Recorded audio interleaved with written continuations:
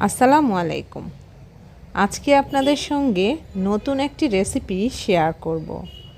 এখন যেহেতু বাজারে প্রচুর পরিমাণে গাজর পাওয়া যায়, তাই গাজর দিয়ে দারুণ মজার একটি নাস্তার রেসিপি শেয়ার করছি। আজকের রেসিপি গাজর দিয়ে তৈরি পাস্তা নুডলস। এটা খেতে খুবই মজার, তাছাড়া বানানোও কিন্তু খুব সোজা। চলুন তাহলে দেখে নিই।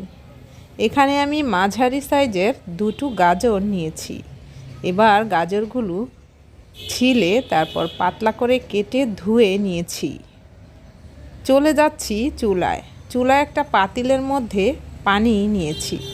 তার উপরে একটা চালনি বসিয়ে গাজরগুলো দিয়ে দিচ্ছি। সবগুলো গাজর দেয়া হয়ে গেলে এবার আমি একটি ঢাকনা দিয়ে ঢেকে 20 মিনিটের মতো ভাপিয়ে সেদ্ধ করে নিব। ফিরছি 20 মিনিট পর। 20 মিনিট পর দেখুন গাজরটা খুব সুন্দরভাবে কিন্তু সেদ্ধ হয়ে গেছে। এবার আমি গাজরগুলো ঠান্ডা করে নিব। ঠান্ডা হয়ে গেলে একটা ব্লেন্ডারের জারের মধ্যে নিয়ে নিচ্ছি। এবার খুব ভালোভাবে ব্লেন্ড করে নিতে হবে। তো দেখুন আমার গাজরের পেস্টটা কিন্তু তৈরি হয়ে গেছে। একদম মিহি করে পেস্ট করে নিতে হবে। এবার গাজরের পেস্টটাকে আমি একটা বড় বাটির মধ্যে ঢেলে নিচ্ছি। দিচ্ছি 1 কাপ পরিমাণ কর্নফ্লাওয়ার। এখানে আপনি কর্নফ্লাওয়ারের পরিবর্তে ময়দা কিংবা অ্যারারুটও দিতে পারেন। দিচ্ছি সামান্য পরিমাণ লবণ। তারপর খুব ভালোভাবে মেখে একটা ডোয়ের মতো করে নিতে হবে।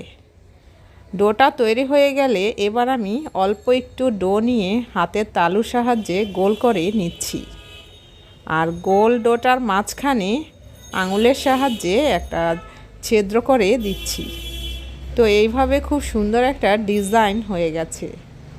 এক এক করে সবগুলো পাস্তা নুডলস তৈরি করে নিব। তো দেখুন আমার পাস্তাগুলো তৈরি করা হয়ে গেছে।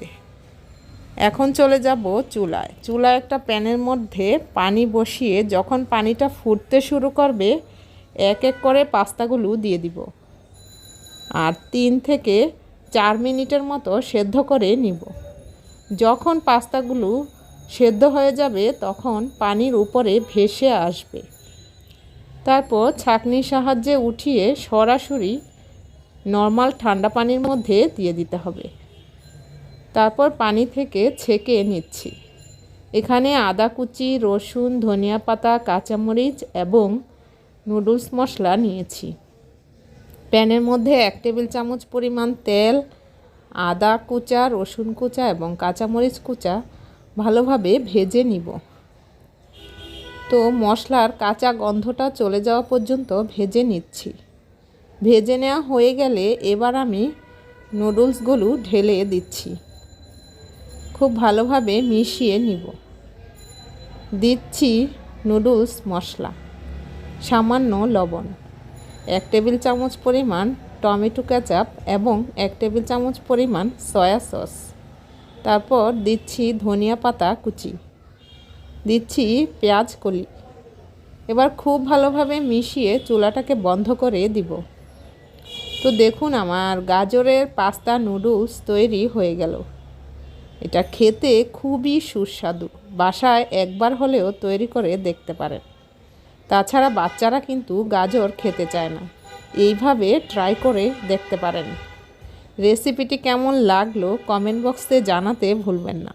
ভালো লেগে থাকলে ফ্যামিলি এবং ফ্রেন্ডসদের সঙ্গে রেসিপিটি শেয়ার করে দিতে পারেন। আর যদি ভালো লাগে তাহলে চ্যানেলটিকে সাবস্ক্রাইব করে ভিডিওতে একটি লাইক দিয়ে রাখতে পারেন। দেখা হবে নেক্সট কোনো রেসিপিতে।